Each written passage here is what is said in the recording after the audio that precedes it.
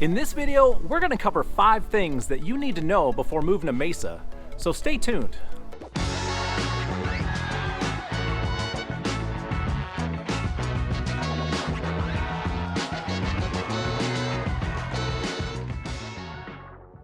What's up everybody, this is Greg Corbett with the AZ Lifestyle Group right here in Phoenix, Arizona. If this is your first time to this channel and you're looking to find out everything you need to know about what it's like living in and or moving to the Phoenix metro area, make sure to hit that subscribe button and click the bell so you can be notified whenever we post a new video.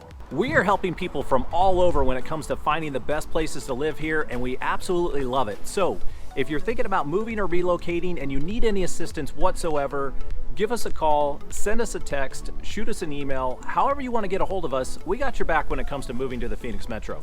All right, so if you're thinking about moving to Phoenix, chances are likely you're exploring a bunch of places all over the valley and you're trying to figure out which one might be the best fit for you. And not surprisingly, one of the more popular options that people end up leaning towards is Mesa. It is the second largest city in the metro area when it comes to population, and there are a ton of reasons why people love it. Between the weather, location, the sunsets, spring training, golf, and a long list of other activities, I think you will find plenty of fun things to create the lifestyle you're looking for. But before you make the decision, you need to do your research, so we're gonna help you out and give you 5 things you need to know before making the move. So let's get into it and jump into number 1, which is cost of living. Okay, so obviously there are a ton of factors involved when it comes to understanding the cost of living. But to help simplify, we're gonna use the cost of living index that we found online, which ranks cities as to where they stand against the national average. So if we go to bestplaces.net and look at how Mesa is scored, you will see that the overall cost of living is slightly higher with an index of 104.2. And if we go down the list, you will see that there are 2 categories that stand out when it comes to higher overall costs: housing and transportation. Now, the higher transportation costs are probably due to car insurance premiums and registration fees, which tend to be a little bit higher here in Arizona. And then when it comes to housing costs, I imagine that median home price gets bumped up a little bit due to some of the newer and higher end neighborhoods that have been developed recently. But you should know that there are definitely plenty of options in all price ranges, so don't let the slightly higher score scare you off too much.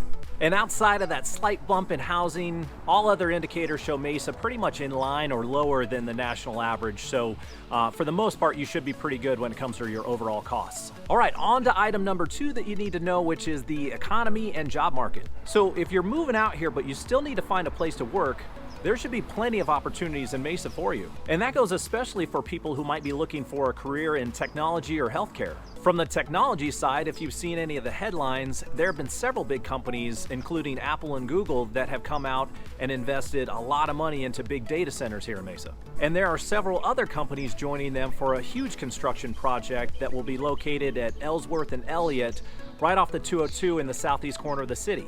Just that project alone has been a huge boost to the economy in Mesa, and each of those companies will be hiring a significant number of people to be a part of it. But on top of that, there are several other big name companies including Boeing, AT&T, Banner Health, Drive Time, and a long list of others that have significant operations in Mesa. So overall, there's a lot of positive economic growth that is happening and hopefully some good career opportunities for you to check out as well. All right, moving on to item number 3, let's talk about things to do. So once you've figured out affordability and where you might want to work, the next subject that people tend to ask about is, what's my lifestyle going to look like and what are some fun things to do? And thankfully, when it comes to Mesa, there should be something for everyone. Like all of Arizona, if you enjoy being outside, there are a million things to do. There are a ton of great hiking trails. There are all sorts of scenic spots for you to go run or ride your bike. You can go horseback riding. You can go tube down the Salt River. And there are also a couple lakes nearby that will allow you to go out boating, fishing, any of the water sports that go along with that, and the list goes on and on. You also have some really cool places to check out if you're into the art scene or you enjoy learning about some of the more cultural or historical parts of Mesa. And for those of you who are into sports, you've got plenty of options there, including all the beautiful places to golf, which is pretty much a given here in Arizona. And then of course my favorite time of year, which is March, when you've got all the spring training games going on here in Arizona. And Mesa is always hopping at that time with all the Cubs and the A's fans in town. This year unfortunately got cut short for all of us, but hopefully we'll be back in full swing next year. Okay, so before we move on to our next item, I want to take a quick break and just take you on a quick tour of downtown Mesa. We're going to pick out a local restaurant that we're gonna support and do a little takeout and kind of show you how it is, tell you all about it. This was a restaurant that I found just recently. I've never been there yet. I've seen a lot of reviews online. And so we're gonna go check out Haven Burgers right on Main Street in Mesa. We'll go take a tour and see what you guys think.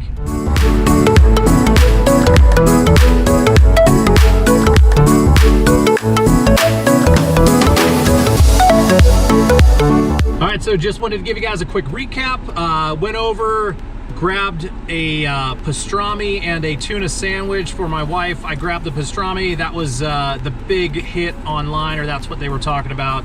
And 2 thumbs up. I thought they did a good job. I'm no food critic, but a bunch of good guys, and definitely quality sandwiches, you know, better than you're typically gonna find at any of the chains, that's for sure. All right, next up we got item number 4, which is the best neighborhoods to live.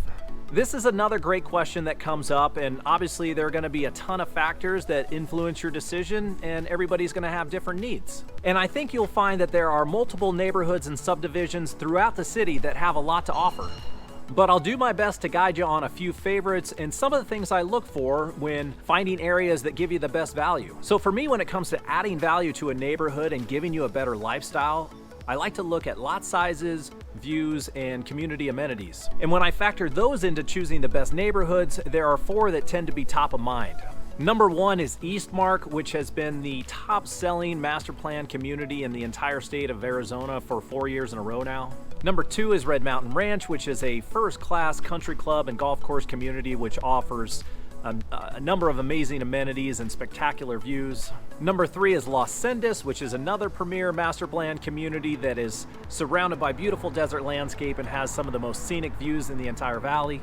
And then number 4 on my list is the entire area around Mesa Groves, which includes a few different neighborhoods, but all of them are tucked in with the old citrus groves. There are huge lots, the entire area is beautiful, and you're 15 to 20 minutes closer to Phoenix or Scottsdale in case you have to commute. All of those communities are completely different from one another, but each of them offers so many positives when it comes to improving your overall lifestyle. So whether you're looking at those or any of the other amazing options that are around in Mesa, hopefully we can find a good fit for you. All right, so on to number 5, and we're gonna cover any other miscellaneous items that you might need to be aware of. So like any other of the cities around the valley, there's gonna be pros and cons to each, and the same is true for Mesa. Will it be the perfect fit for everyone? Probably not. And are there some parts of the town that need some improvement? 100%. But when it comes to things that you might need to be cautious or aware of, there are usually a few items that people tend to comment on the most. Number 1, Mesa definitely does not offer the same shopping or dining scene that has become so popular in a lot of the other surrounding cities. Are there still a lot of nice places for you to go to and check out? For sure. But it just doesn't seem to have that signature entertainment district that so many other cities have developed recently. Is it something that will likely exist in the near future?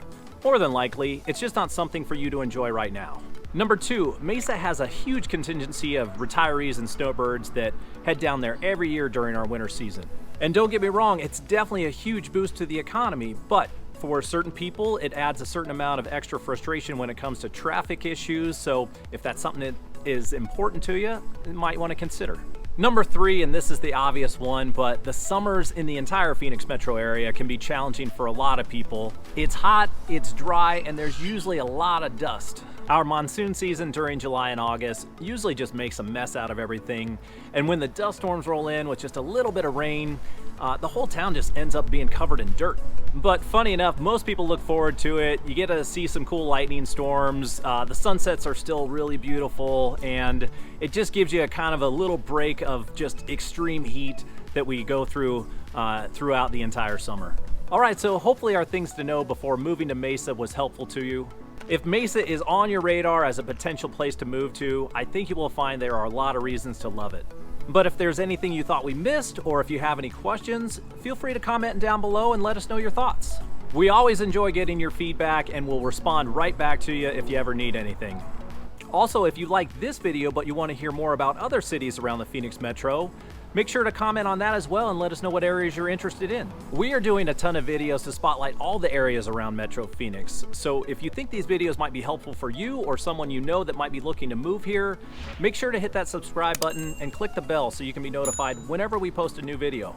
And as always, we are working with so many people from all over when it comes to finding the best place to live here, and we absolutely love it. So if you're thinking about moving or relocating and you need any assistance whatsoever, give us a call, send us a text, shoot us an email.